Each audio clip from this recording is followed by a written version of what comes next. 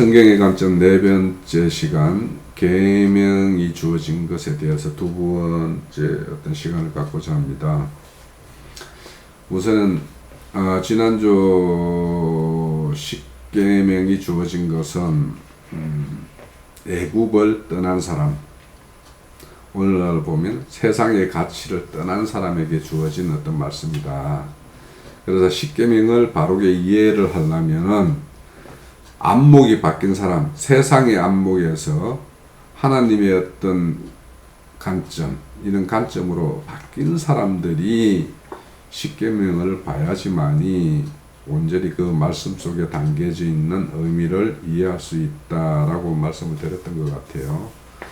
그러면서 십계명은 우리에게 어떤 한 명령이기도 하면서 정서라고 이야기를 했어요.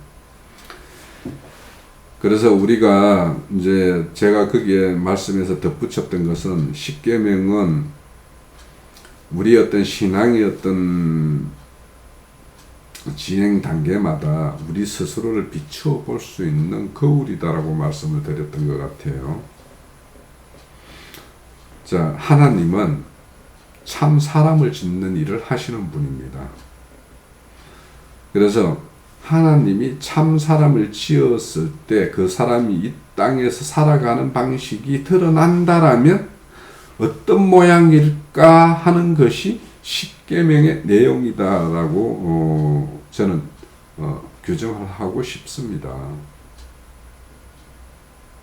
십계명은 인간의 어떤 본성이나 그 사람의 어떤 본질이 바뀌지 않은 옛사람으로 인해서 그것을 문자대로 지키라고 주어진 것이 아니라 새 사람으로 조성되어 있는 사람이라면 조성되어 있고 하나님에 의해서 지음이 되고 만들어짐이 되어서 하나님의 형상과 모양을 입은 사람이 이 땅에서 산다라면 십계명의 모양대로 살 수밖에 없다라고 하는 것이 이 십계명의 어떤 본질이다.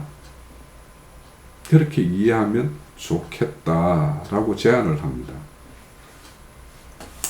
자, 우선 제일 첫 번째 계명, 너는 나 외에는 다른 신을 두지 말라라고 이야기를 했어요. 자, 신이라고 하면 세상의 기준과 성경의 기준에 어떤 차이가 있을 거라고 보여요. 세상은 뭔가 특출한 분야에 뛰어난 어떤 사람들이 보이는 것들을 보면 신의 경지다 이렇게 이야기를 하고,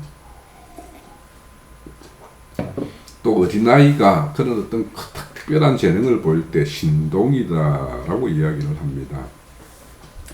근데 성경이 말하는 어떤 신이라는 개념은 이런 것과는 다르겠죠. 자, 그렇다면 성경이 말하는 신과 인간의 관계, 그 신이라는 게 존재해야지만이 그 신을 인식하는 인간이 있지 않습니까? 그러니까 신과 인간의 어떤 경계, 그 구분의 어떤 절대 기준은 무엇일까라고 생각을 한다면 그 기준은 존재의 어떤 근원이다 이렇게 볼 수 있을 것 같아요. 존재의 기원. 자, 하나님은 스스로 계시는 분이죠. 그분은 누구에 의해서 규정되는 것이 아니고 있다 없다 한다고 해서 있고 없고가 그렇게 되어지는 분이 아닌 그분은 스스로 계시는 분이에요. 그렇다면 그에 반해서 인간은 누군가에 의해서 존재케 함을 입었기 때문에 존재하는 것이에요. 이게 경계예요. 스스로 있는 존재와 스스로 존재할 수 없는 존재가 존재함을 입어서 존재하는 것과 이 경계는 존재의 기원이 전혀 다르다는 걸 말할 수 있겠죠. 자, 하나님은 스스로 존재하는 분이고 우리 인간은 스스로 존재할 수 없는 존재예요. 그렇다면 이 인간은 존재케 한 그분의 어떤 목적과 존재케 한 이유에 따라서 존재해야 되는 것이 마땅한 것이죠. 그런데 우리는 그렇게 존재함을 입었는데 우리는 존재 목적과 이유를 모르고 산 세월이 참 많았어요. 그럼 지금 우리 믿는다고 하고 그 존재한 하나님이 계신다라고 할 때 그럼 그분이 우리를 존재케 한 이유와 목적에 대해서 분명한 것이 있어야 돼요. 그래야지만 그분과 나와의 관계는 정확하게 계명에서 말하는 너 나와의 관계가 형성되는 거예요. 그래야지만 하나님과 나에는 저 신앙이 시작되는 것이라고 할 수 있겠죠. 자, 그렇게 본다 보면 저도 이제 20년의 어떤 신앙생활을 했다고 하지만은 하나님과 저와의 관계는 20년입니까? 어쩝니까? 라고 보면 가늠하기 좀 힘듭니다만 그래도 어린아이 때가 있고 지금 장성한 뭐 청년기까지 이렇게 왔다라고 본다라면 그 어떤 지난 세월들이 아무 의미 없다라고는 할 수 없지만 우리가 이제는 장성한 자로서 하나님의 어떤 신앙의 어떤 그런 계대에 뭔가 하늘 군대를 이루는 그런 어떤 근속으로 생각을 한다라면 지금 이 시점에서 우리의 존재 이유와 목적에 대해서 분명해야 돼요. 이 이상에 대해서 진짜 분명하기를 원해요.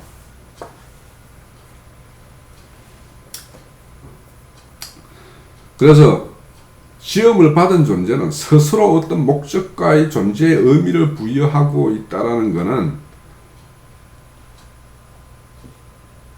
지음받은 존재로서의 어떤 본분에 합당치가 않아요.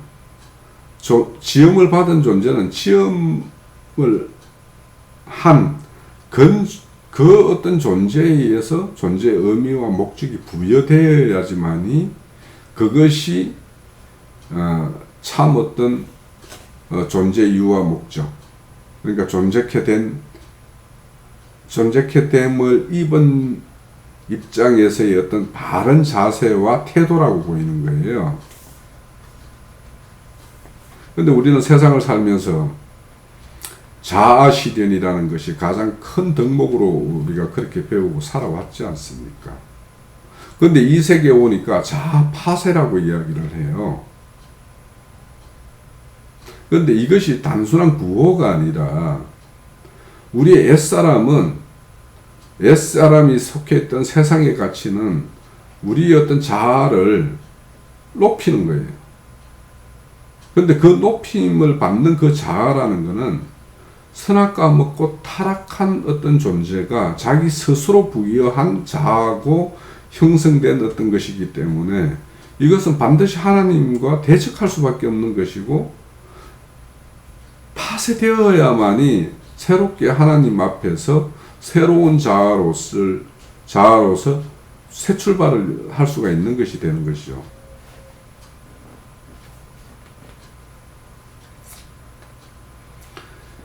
자, 신은 한 분입니다. 성경에서 말하는 건.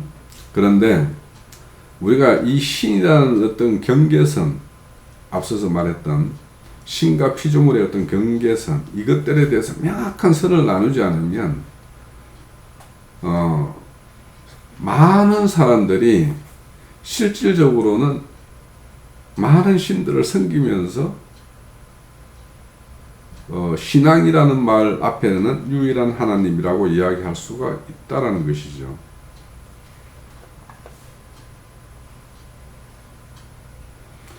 자, 여기 보면 신을 두지 말라고 그랬어요. 신을 두지 말라는 것은 단순히 섬기지 말라는 말이 아니에요. 다른 신을 인정하지 말라는 거예요. 그러니까 우리가 참 하나님의 사람, 하나님의 어떤 성품과 본성으로 지음을 받고 하나님의 어떤 목적과 존재 의미로 사는 존재가 되었다라면 다른 신을 둘 수가 없다는 거죠. 다른 신을 인정할 수 없다라는 거예요. 그래서 신을 섬기지 말라 한 것과 신을 두지 말라는 것은 의미의 어떤 차이가 분명하게 있는 거죠. 우리는 다른 신을 존재를 인정하면 안 되는 것인데, 그런데 우리가 실상 이 신이라는 규정이 명확하지 않으면 신을 두고 있으면서도 나는 유일한 하나님을만 인정한다라고 할 수 있는 거죠. 자, 그렇다면 신의 의미를 어떻게 규명하는 것이 좋을까라는 걸 한번 생각을 해봐야 될 것 같아요. 신은 우리의 정체성을 부여하는 자예요.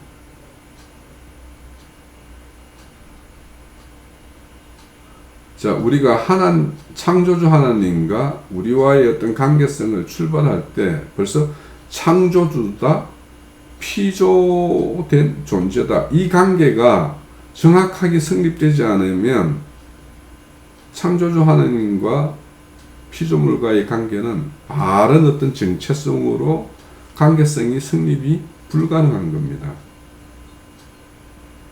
그래서 우리의 정체성은 창조주 하나님과 피조된 우리 사이의 어떤 관계에 명확한 인식을 가져야 돼요. 여기에서부터 출발해야지만이 우리가 가지고 있는 이 세상을 살면서 소원 목적으로 가지고 있는 것들이 하나님과는 아무 상관없고 이것들이 하나님 뜻과 대적할 수 있는 것이구나 라는 이해가 될 수가 있는 거예요. 자, 앞서 말했습니다.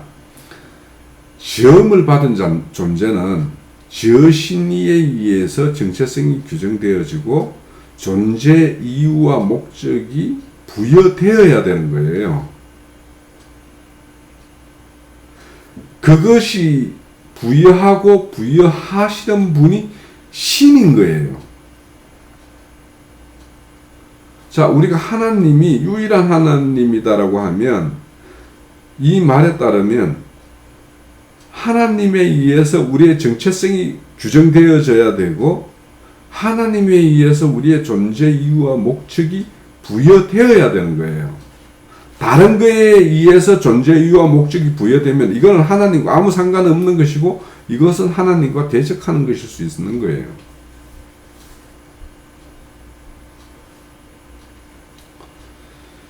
자, 신은 우리가 살아가면서 우리의 필요와 목적을 성취시켜주는 그런 신이 아닙니다. 신은 우리를 지은 분이고 우리를 지었기 때문에 우리에게 원하심과 소원 목적이 있어요. 그래서 그분의 소원 목적이 우리의 소원 목적이 되어야지만이 그분과 나의 관계는 정확하게 형성이 되어서 그 소원 목적이 다 이루어진 상태가 되었을 때 하나님과 나 사이에는 의가 된 상태가 되는 거예요.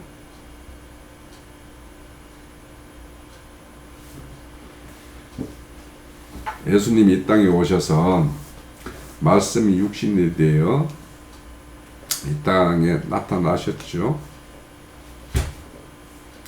그분이 이 땅에 나타나셔서 행하신 모든 것들이 뭐냐 하면 하나님의 의예요. 하나님에 의해서 그것이 펼쳐지기를 원하셨고 예수님에 의해서 그것이 펼쳐졌기 때문에 그것이 하나님과 예수님 사이에는 의라는 거예요. 의의 상태가 되었다고 하는 거예요.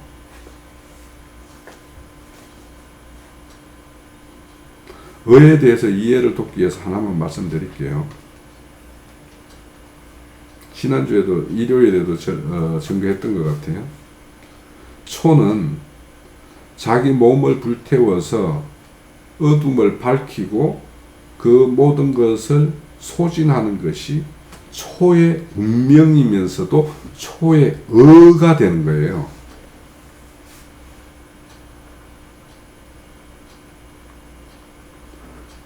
그렇다면 우리가 하나님과 의의 관계가 되려면 하나님이 우리를 지었고 지은 목적대로 소용을 다하는 어떤 그 존재가 되었을 때 우리는 하나님과 나 사이에는 의가 되는 거예요.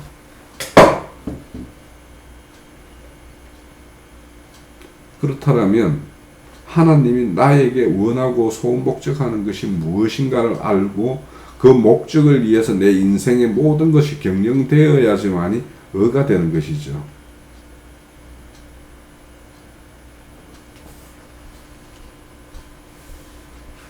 하나님은 우리에게 육신을 입혀서 이 땅에 보냈어요. 그리고는 우리에게 말씀을 주셨어요. 예수님을 흔히 말씀이 육신 되었다고 하는데 우리는 육신 속에 말씀을 두었어요. 순서가 좀 바뀐 면이 있죠. 우리는 우리가 가진 말씀을 우리의 어떤 삶의 모습으로 온전히 살아내는 것이 이 땅에서의 우리의 의가 되는 거예요. 몸을 줬다라는 것, 몸을 입혔다라는 것은 그걸 몸이라는 것은 겉으로 나타나게 하기 위함이에요. 나타나게 하는 도구예요.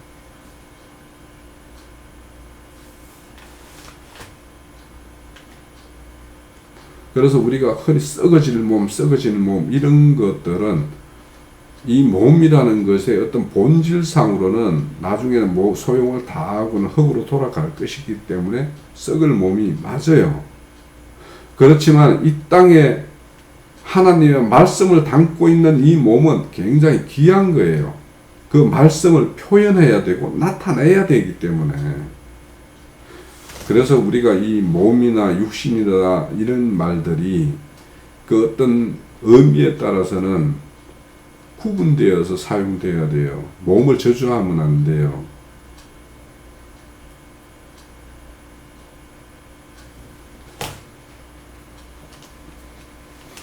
인간의 정체성과 목적을 가진 하나님. 우리가 존재하잖아요. 우리의 존재 목적과 이유를 가지고 있는 그분이 참신인 거예요. 나의 필요와 나의 안녕과 그런 것들을 성취시켜주는 그 신이 참신이 아니고 우리 인간의 어떤 존재 이유와 목적을 가지고 있는 그분이 참신인 거예요. 우리가 하나님을 신앙하고 하나님을 우리의 주인으로 우리의 창조주로 이렇게 그분을 따르는 것은 그분이 우리를 존재케 했고 그분의 존재 이유와 목적이 있고 그 존재 이유와 목적을 성취시키는 것이 이 땅에서 우리의 어떤 삶의 어떤 전부여야 하기 때문에 그분을 온전히 따라야 되는 거예요.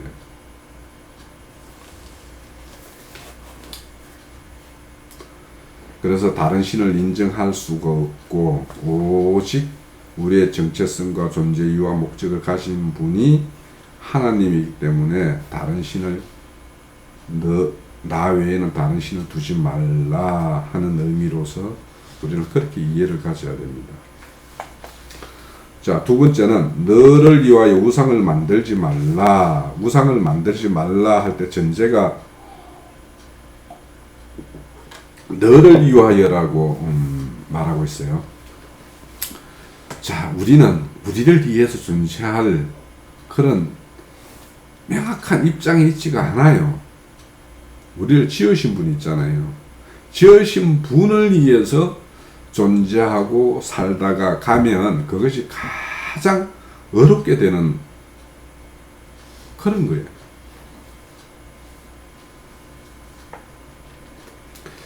피조된 인간들이 너를 위하여 말처럼 무엇을 이해하는 것인지 무엇을 해야 하는 것이 인간은 몰라요.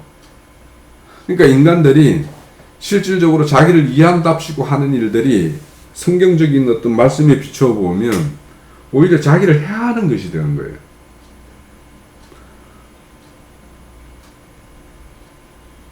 그래서 인간들이 한다라는 것들, 그러니까 하나님을 모르면서 하나님 앞에서 어떤 존재 이유와 목적을 발견하지 못한 인간들이 자기 자신을 이해한다고 하는 것들이 오히려 자기 자신을 해하는 것이 훨씬 많죠.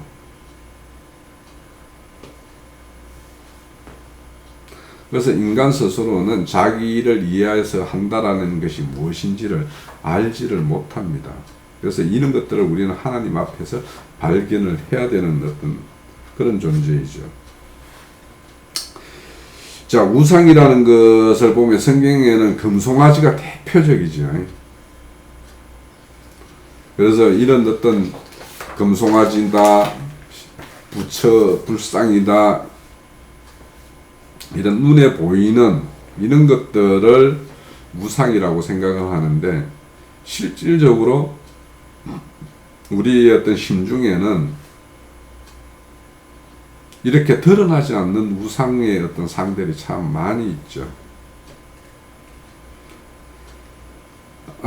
인간들 마음속에 보이지는 않지만 그들 마음속에 자리하고 있는 여러 조각상들이 참 많이 있어요. 그런데 이런 것들이 때가 되면, 뭔가 때가 차면 그것들이 내 마음속에 제하여지지 않고 여전히 그것들이 내 마음속에서 자리 잡고 뭔가 그것들이 자라나게 되면, 때가 되면 그것이 드러나는 것이죠.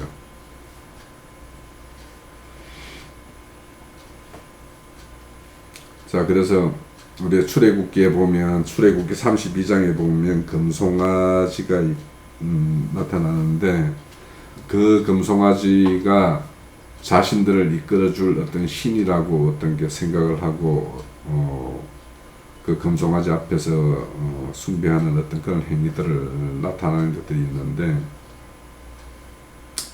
이런 것들은 인간 속에 자기 자신들이 원함이나 자기 자신들이 뭐라고 생각하는 것이 어떤 것인가에 따라서 그것이 때가 되면은 겉으로 드러나는 것들이에요. 그래서 그런 것들은 각자 어떤 인생 속에서 가치 매김이 어떻게 이치하느냐에 따라서 잠복해 있을 수도 있고, 그것이 어떤 계기가 되어서 이렇게 겉으로 드러나는 어떤 것이 되는 모양이죠. 근데 이제 32장에 보면 출애굽기에서 금송아지는 모세가 시내산에 올라가서 때가 됐는데도 내려오지 않고 이렇게 하니까 그 출애굽한 이스라엘 백성들이 아론에게 자신들을 이끌 어떤 신을 만들자, 자신들의 어떤 소원 목적을 이루어줄 신을 만들자 해가지고 금송아지를 만든 거 아닙니까? 근데 이 애굽 땅에서는 이 소라는 것은 풍요의 어떤 상징이에요. 그래서 애굽에서는 아피스라고 해가지고 풍요의 신으로서 섬기고 있던 신인데, 그 신을 애굽에서 나왔음에도 불구하고 어떤 계기가 되니까 이렇게 드러난 것인데, 소는 이제 대체로 이제 항소 뿔을 상징해서 그렇게 이제 섬기는데, 이 뿔이라는 것은 힘과 건세를 상징하죠. 그래서 소라는 거는 이제 저는 어렸을 때 이렇게 보면은 송아지는 태어나서 한 뭐 20-30분 되면 뻘떡 일어나서 막 걸어 다닙니다. 모든 생물들 중에 가장 힘이 상징되고, 또 소라는 것 자체가 어떤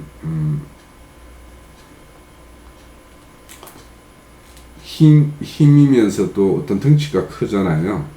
그러다 보니까 건세를 상징하고, 또 이 소라는 거는 어떤 풍요, 농업 문화에서는 소와 뗄 수 없는 어떤 그런 관계이기 때문에 풍요를 기원하는 이런 마음들이 모여서 이제 소라는 것이 이제 형상화 된 것이죠. 그런데 가만히 생각해 보면 사람이라는 것은 자기 스스로 의라고 할 수 있는 것들을 가지고 있지를 못해요.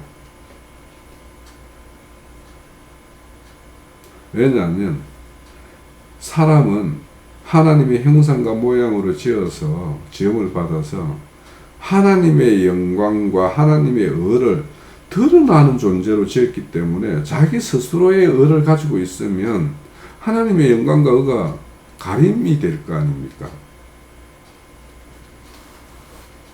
그럼에도 불구하고 인간들이 자기 안에 있는 의가 있을 때 이런 것들이 드러날 때 그런 것이 하나님의 어떤 의가 그거에 의해서 침해를 받고 하나님의 의가 손상이 되고 이렇게 하는 것이죠. 자, 이 의에 대해서 좀 이해를 좀 더 돕기 위해서 예를 들어 두 가지를 들어볼게요. 우리가 자동차, 이 세상에는 자동차가 있죠. 자동차는 많은 이동을 우리 인간들에게 주어지는 것이죠. 근데 자동차가 구르마처럼 그렇게 느리다라면 우리는 자동차로서의 어떤 의미를 부여하지를 못하죠. 그래서 자동차라는 것은 내가 빠른 어떤 공간적 이동을 하기 위해서 사용되는 것이 자동차예요. 그러니까 자동차라는 것은 나를 내가 원하는 장소, 원하는 시간에 그까지 이동할 수 있는 그 수단의 매개체로서 사용되는 것이 자동차로서는 가장 목적대로 쓰임이 되는 거죠. 그것이 자동차의 의미입니다. 자, 오늘날 핸드폰을 가지고 있지 않는 사람이 없죠. 핸드폰은 우리가 유선 전화기는 늘 어떤 장소에서만 통화가 가능해요.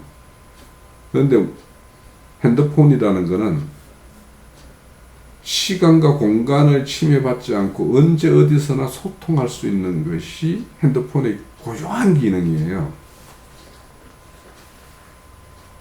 그래서 핸드폰은 어느 시간에도 잘 통화가 되고 할 수 있는 것이 가장 좋은 상태가 되는 거죠. 그 상태가 핸드폰으로서는 가장 의로운 상태가 되는 거예요.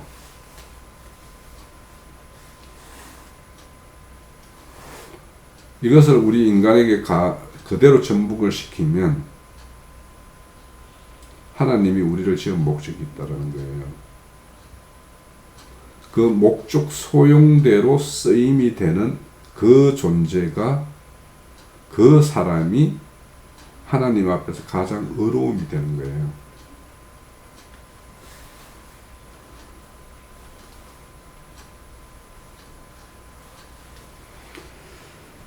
자, 이렇게 목적대로 쓰임이 되고 목적대로 그 사용이 다 되어지는 것이 하나님 앞에서 가장 의로운 존재다라고 말씀을 드린다면 우리는 하나님 앞에서 어떤 목적으로 지음을 받았고 어떤 목적으로 쓰임이 되었다가 다 그 목적대로 다 하다가 이 생을 마치는 것이 우리의 의로움인지에 대해서 알려면 하나님 앞에서 나의 쓰임이, 나의 존재 목적이 무엇인지에 대해서 명확하게 설정이 되어야지만이 우리는 하나님 앞에 의로움으로 나아가는 사람이 됩니다.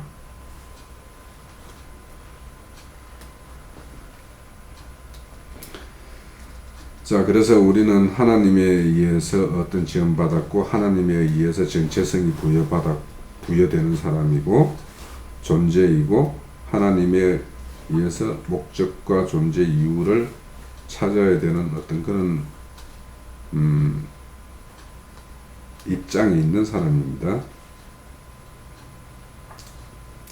자, 사람은 자신을 위해서 무엇을 더해야 할 존재가 아니라 그분에 의해서 부여된 대로, 그분에 의해서 목적된 대로 그렇게 다 하면 되는 것입니다.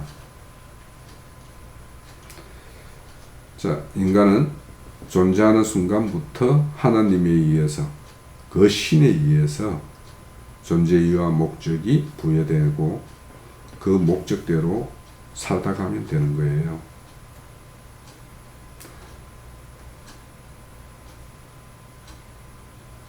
하나님을 알지 못하는 인생들이 자기 나름대로의 어떤 열심을 쏟고 목적을 다하고 목적을 위해서 자신의 어떤 노력을 다하고 하는 것이 얼마나 어떤 하나님과의 어떤 상관없는 그런 인생 경영을 하다가 가는 것인지에 대해서 우리는 명확한 인식을 가져야 되고, 신앙하는 사람들 중에서도 하나님의 어떤 존재 이유와 목적을 모르면서 자기의 어떤 내어놓음에 의해서 하나님을 기뻐하시는 그런 하나님이라고 생각을 하고 열심히 하나님 앞에 뭔가를 내어놓기 위해서 힘쏟는 그런 어떤 신앙인들이 우리는 너무도 쉽게 목도되는 그런 거 아닙니까?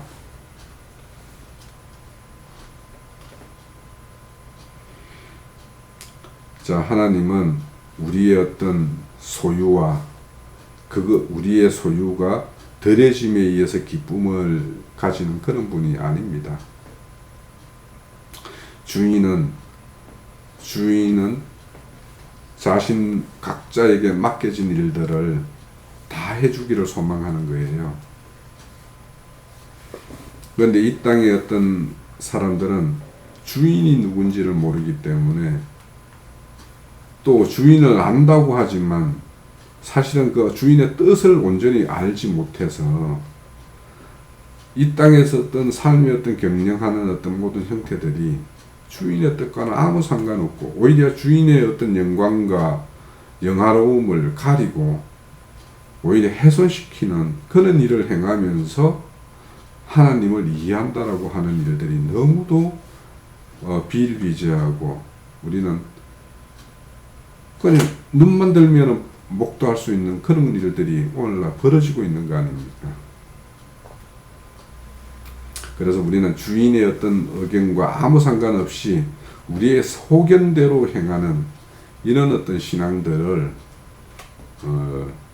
버리고 주인의 뜻이 어떤 것인가, 그것이 나의 의가 되고 주인의 의가 나의 의가 되어서 그것이 나의 어떤 삶 가운데 펼쳐지는 어떤 그런 것이 되어졌을 때 하나님은 그걸 통해서 영광 받으신다라는 것을 우리는 알아야 될 것 같습니다. 하나님의 목적에서 떠난 것, 그거는 사람이 자기가 지켜야 될 자리를 떠났다는 것이 되고, 하나님 의가 자리해야 될 자리에 인간의 자기 의가 자리해서 자기의 옳고 그름에 의해서 자기 어떤 경영되는 어떤 인생은 하나님께서 조금도 바라볼 수 없는 그런 어떤 결과물이 될 것입니다. 돈을 좋아하는 사람은 많은 돈을 소유하고 그 돈을 자신을 돋보이게 하기 수단이 되고 있죠. 또 신앙 좋다고 하는 사람들이 신앙의 어떤 열심을 내서 그 신앙의 어떤 그 결과물을 자신의 어떤 장식물처럼 달고 다니는 사람들이 있죠. 그래서 이런 것들은 하나님 앞에서 인간의 어떤 정체성을 훼손시키고 정체성을 상실하게 만드는 것이기 때문에 우리가 일상으로 생각하는 그런 안목으로 하나님을 바라보면 그것이 결국에는 하나님 앞에 득지하는 것이 되기 때문에 우리의 안목, 눈들이 바뀌어야 됩니다.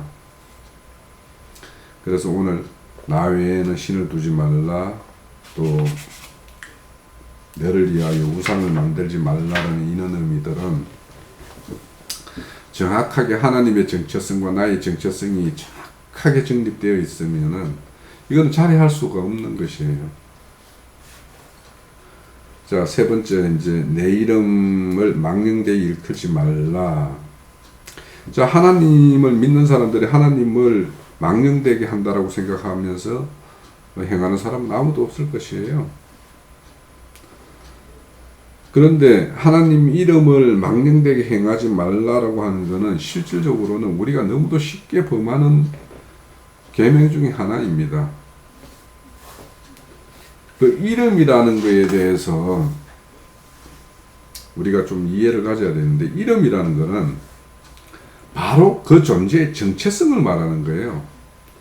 우리가 창세기 2장에 보면 아담이 모든 어떤 짐승들에게 이름을 이렇게 붙여주는 것들을 보이는데, 그 이름들이라는 것은 그 어떤 그 짐승의 어떤 가장 잘 표현된 어떤 특성들을 담고 있는 것들이 그 이름이거든요.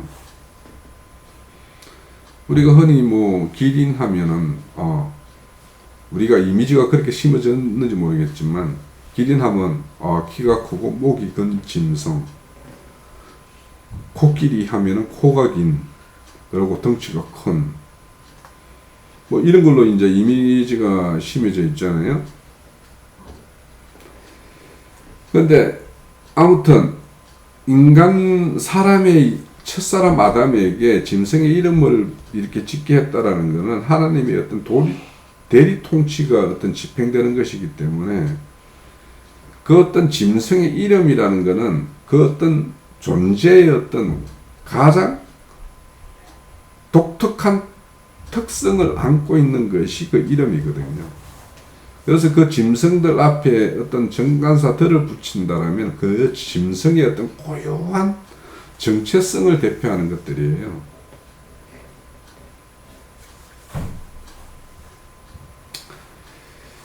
자, 그런데 이제 주님이 우리에게 이런 말씀을 줬어요. 사도행전 4장 12절에 보면, 다른 이로는 구원을 받을 수 없나니 천하 사람 중에 구원을 받을 만한 다른 이름을 우리에게 주신 일이 없음이라 하였더라. 예수님이 이 땅에 오셔서 보여준 그 모습, 그 정체성이 아니면 우리에게는 구원을 받을 수가 없어요. 그분의 정체성은 하나님의 아들임에도 불구하고 하나님처럼 동등됨을 취하지 않고 종의 모습으로 모든 것을 충성되게 행했죠. 그렇다면 우리도 하나님의 아들들이 되려면 예수님이 이 땅에 오셔서 보여주신 그 정체성대로 우리도 그 정체성이 나의 정체성이 되어서 그렇게 어떤 인생을 경영하지 않으면 우리가 하나님의 아들이라는 것은 그 말에 합당치가 않을 수가 있는 거예요. 자, 그 정체성, 하나님의 어떤 정체성, 하나님에 의해서 부여된 어떤 그런 존재 이유와 목적, 이거와 결별되어 있는 존재로서의 어떤 삶을 경영하면서 우리가 하나님의 아들이다, 그렇게 이야기한다라는 것은 정말 하나님의 아들의 어떤 의미에 대해서 새롭게 한번 인식을 해봐야 되는 거예요. 하나님의 아들이라고 한다라면 하나님의 어떤 본질과 나의 본질이 같아야지만 하나님의 아들이 되는 것이지, 본질이 전혀 상관없으면서 나는 하나님 아들이라고 이야기한다라는 것은 그 말뿐인 어떤 것이 되지 않겠습니까?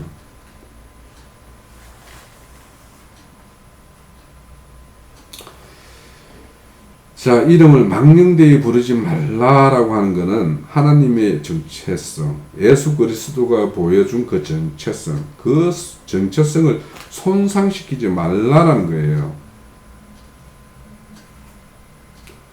그 정체성에서 벗어난 하나님을 알고 있으면 그것이 하나님 이름을 망령되게 하는 것이라는 거예요.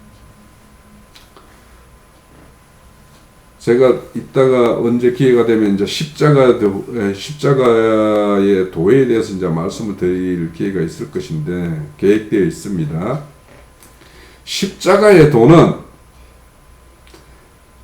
어려운 분이 세상의 불의에 의해서 죄인으로 정죄받고 죽임을 당하는 것이 아들의 정체성이에요.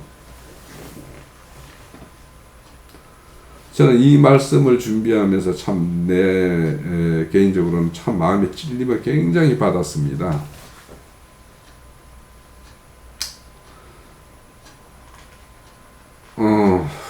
인간이 각자의 어떤 의로움이 충돌될 때 예수님은 유대인의 의로움과 예수님의 의로움이 충돌되었을 때 예수님의 의로움에 의해서 유대인의 의로움을 꺾지 않으셨어요. 유대인들이 불의하다라고 하는 그 불의의 재판을 받고 그 불의의 죄인으로서 죽임을 당하신 것이 예수거든요.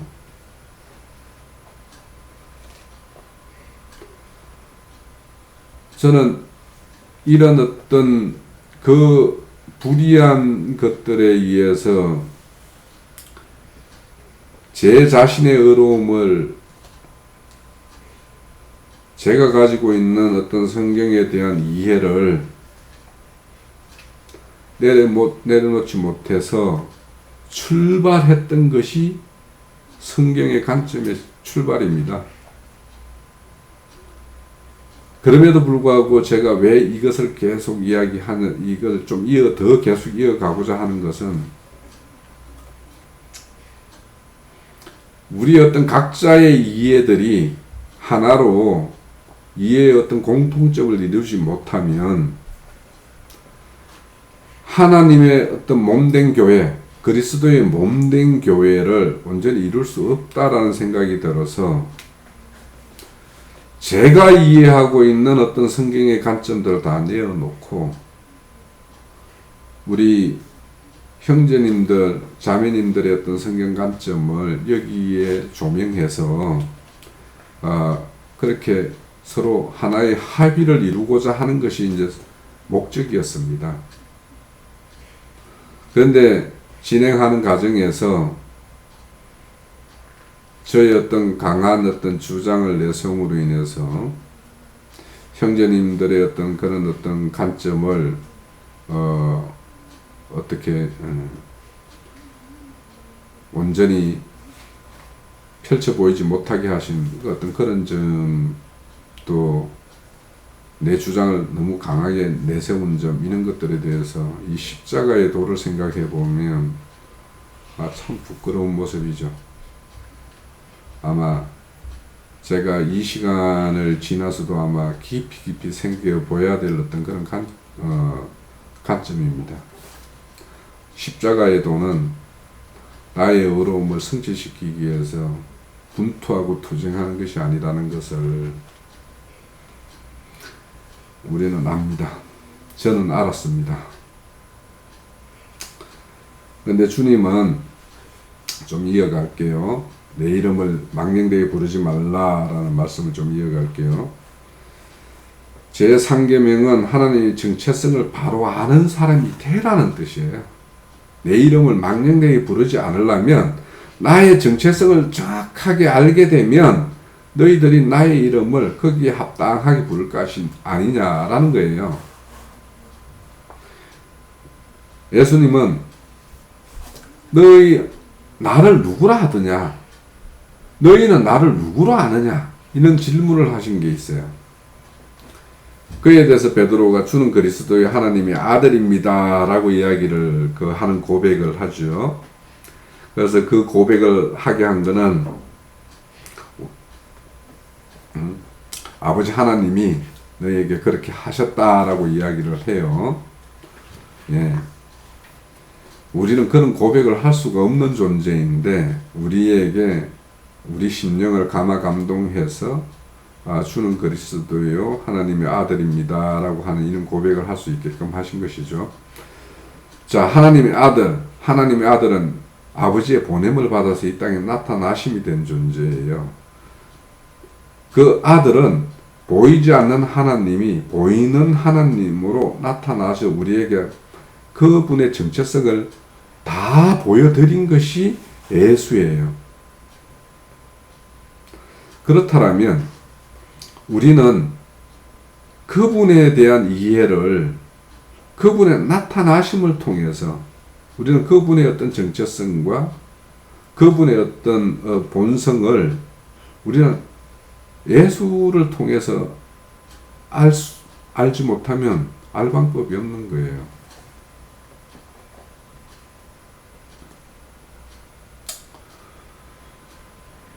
그 말은 우리가 아들들이라면 우리를 통해서 하나님의 본성을 이렇게 알아갈 수 있게끔 해야 되는 것이 우리의 본분이라는 거예요.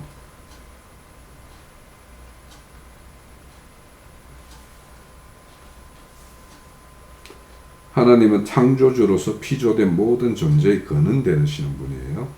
만물의 존재 이유와 목적을 모두 가지고 계신 분이에요.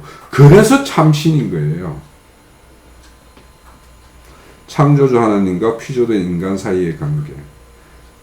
이 관계가 명확하게 정립되어 있고, 그래서 그 정체성이 분명해졌을 때 우리는 그 정체성에서 벗어나지 않기 위한 그런 어떤 강구함이 있고 그런 소원함이 있을 때 하나님은 우리와 함께 해 주시는 거예요.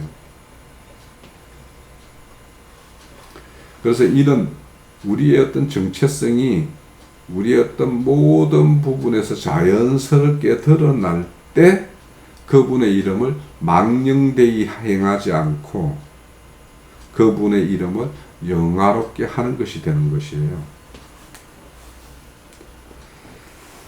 자, 그래서 우리는 하나님에 의해서 지음을 받았고 그분의 형상과 모양을 입어서 그분의 온전한 인격이 우리를 통해서 드러나게 하는 것이 하나님이 우리를 이 땅에 존재케 한 목적입니다.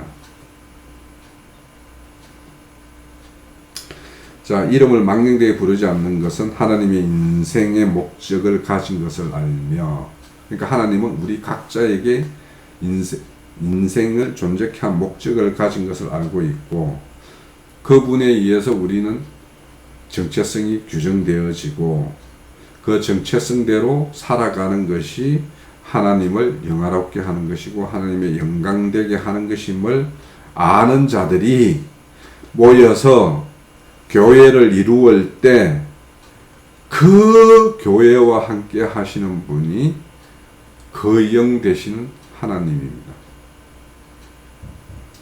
그래서 우리는 교회는 한 몸이에요. 그래서 우리는 각자가 어떤 곳에 거하든지 이 교회라는 것을 하나의 몸으로 생각하고 한 지체로서 생각하고 그러려면 우리의 생각과 마음이 먼저 하나로 합일이 되어야 되고, 그래서 그 합일된 것이 하나님 아버지의 어떤 그런 형상과 모양에 비춰봤을 때, 또 성경의 계명대로 계명을 거울 삼아 보았을 때 부끄러움이 되지 않는 그 형상대로 모양대로 조성되었으면 계명의 어떤 삶이 영이 되는 그런 것이 되었을 때 어떤 정상적인 어떤 하나님과 나의 관계, 하나님의 어떤 생명이 나의 생명이 된 관계, 이런 것이 된다라는 것에 대해서 우리는 인식을 할 때 어떤 우리에게 주신 어떤 계명의 말씀들이 우리에게는 약속의 언약 백성으로서의 정서가 되면서 또 한면에서는 우리는 그 목적 명령을 살아낼 수 있는 어떤 생명으로서의 어떤 전환, 이런 것이 되어졌다 된다라는 것을 우리가 스스로 조명해 볼 수 있는 그런 거울이라는 측면, 이런 것들을 좀 말씀드리고 그런 어떤 이해 가운데에서 우리가 계명을 어떻게 접하면 나머지 4계명에서 10계명도 우리의 어떤 그런 존재성의 어떤 변화를 요구받는 것이다 라고 이해하면 그 계명의 이해는 좀 더 우리에게 다가오는 그런 어떤 말씀으로서 어떤 역할을 다할 것이라고 생각이 됩니다. 오늘 이걸로 마치죠.